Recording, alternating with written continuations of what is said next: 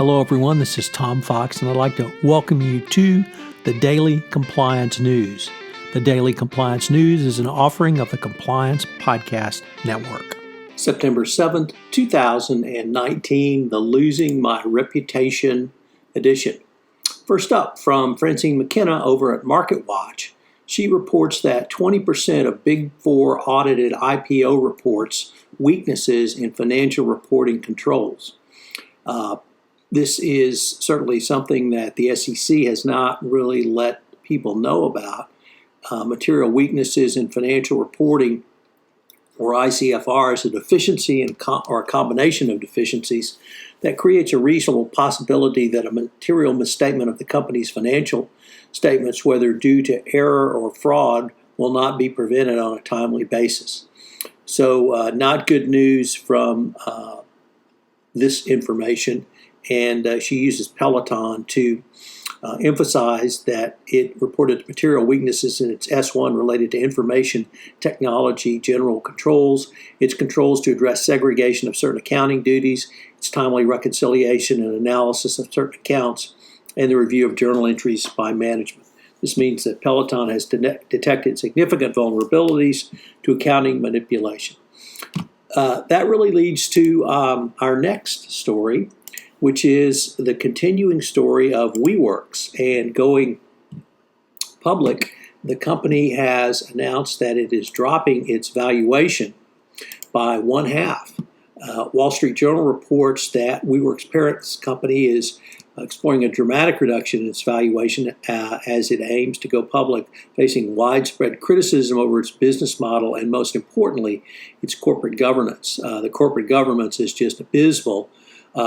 The last private capital raising round with SoftBank valued the company at $47 billion, and now it's looking at a valuation in the $20 billion range. So for those who think that corporate governance does not matter, it certainly does in the case of WeWork, and whether investors ever get their money out or not is certainly open to question. When you talk about corporate responsibility and the statement on the purpose of a corporation, we certainly saw it this week as H&M, the English retailer, second biggest fashion chain, announced Thursday that it stopped purchasing leather from Brazil over concerns that the country's cattle industry has contributed to the deforestation of the Amazon rainforest.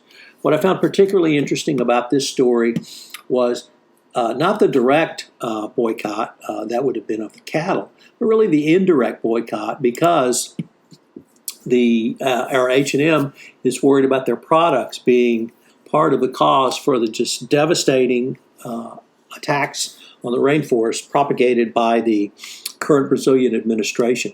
The fires are horrific. The government seems to be negligent at best and intentionally allowing them to burn it worse. So big kudos to H&M for looking out for the Brazilian rainforest in a way we haven't seen before. And our final story comes around Financial Times article about J&J, and that this was a company that had a trusted consumer and pharmaceutical brand, and it is now under threat because of the lawsuit successfully filed by the state of Oklahoma for J&J's role in the opioid crisis.